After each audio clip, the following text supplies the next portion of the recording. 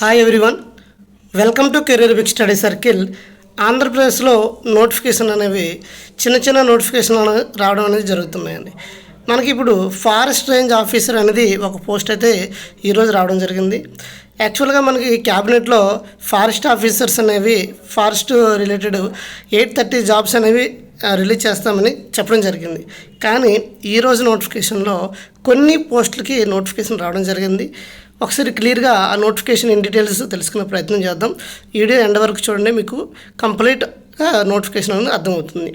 ఇక్కడ చూసినట్లయితే applications are invited through online from recruitment to the post of forest range officer AP forest service for the total 37 vacancy in the scale of pay 48,440 rupees నుండి 1,37,220 వరకు. అంటే మీకు salary, basic salary 48,000 వస్తుందండి. Starting 48 అంటే మీకు అన్ని allowances కలుపుకొని అది ఖచ్చితంగా 55 to 60 మిడిల్లో వస్తుందండి ఫస్ట్ మంత్ శాలరీ. అయితే ఇక్కడ ఎవరు ఎలిజిబుల్ అంటే 18 to 30 ఇయర్స్ ఎవరైతే మిడిల్లో ఉన్నారో వాళ్ళందరూ ఎలిజిబుల్ అవుతారండి. వాళ్ళు డేట్ ఎప్పటికంటే కట్ ఆఫ్ డేట్ ఎప్పుడంటే July 1, 2024 కల్లా వాళ్ళకి 18 ఇయర్స్ క్రాస్ అయ్యి ఉండాలి, 30 ఇయర్స్ బిలో ఉండాలండి. ద క్యాండిడేట్స్ ఎలా apply online through commission website. మనకి ఆన్లైన్ అప్లికేషన్ అనేది ఎలా అప్లై చేయాలంటే ఇదిగోండి ఈ అఫీషియల్ వెబ్సైట్ అయితే ఇవ్వడం జరిగింది.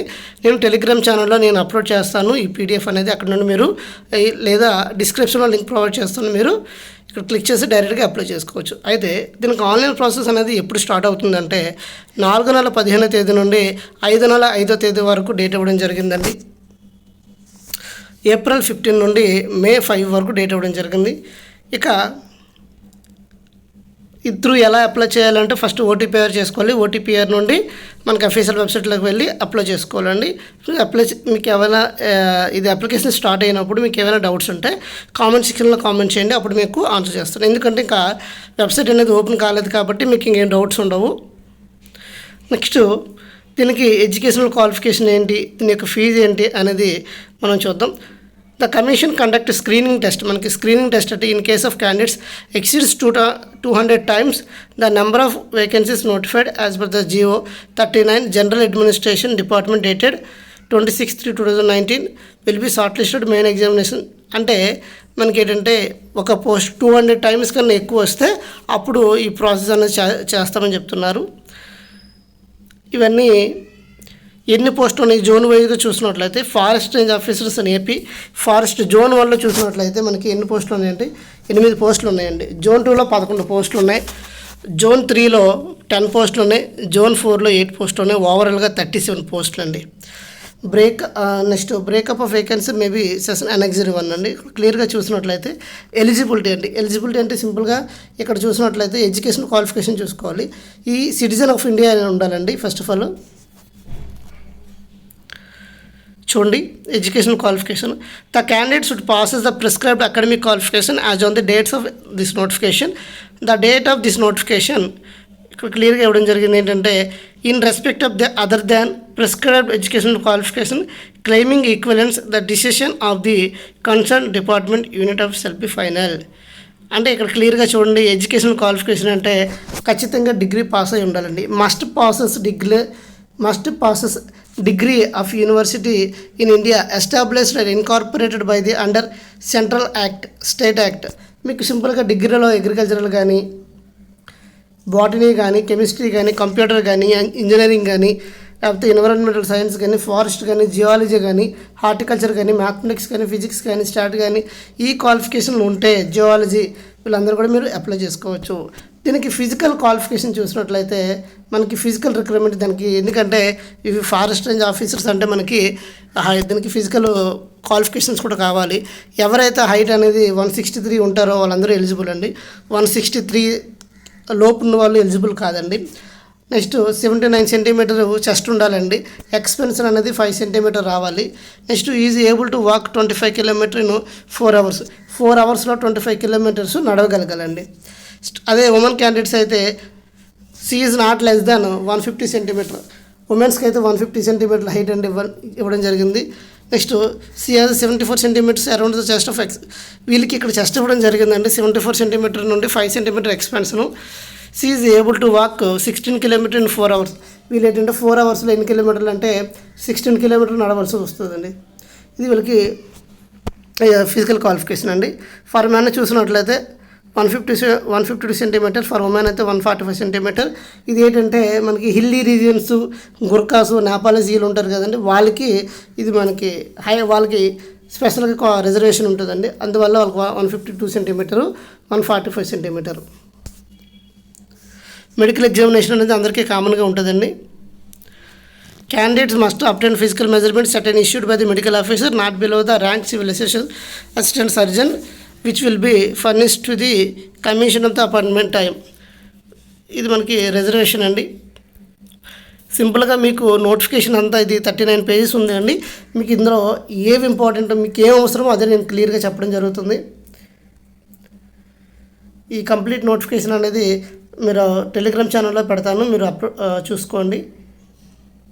ఇంకా మనకి ఏజ్ అండి, జోన్లో చూసుకోండి. జోన్ 1లో 8 పోస్టులు ఉన్నాయన్నాను కదండి.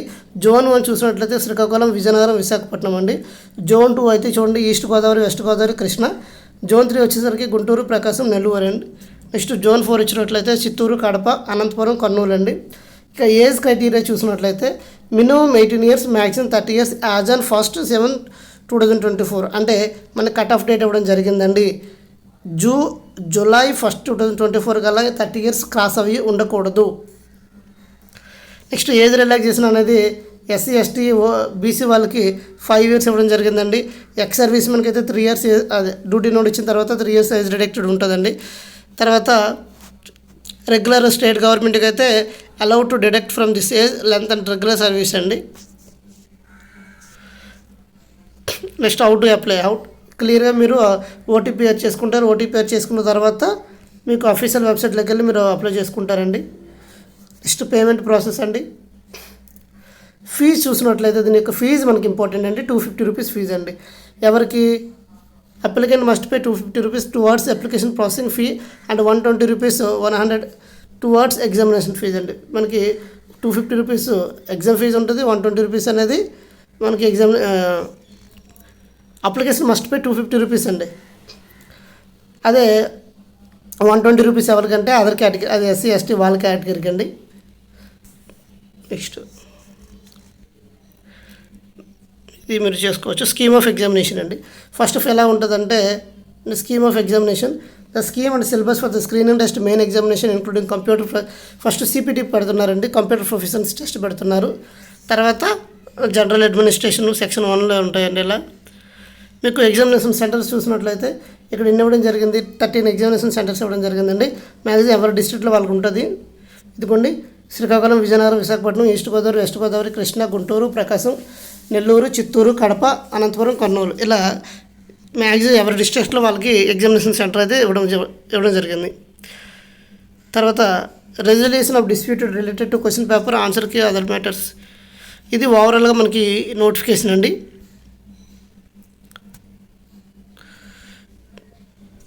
ఇది కంప్లీట్ నోటిఫికేషన్. ఇక మీకు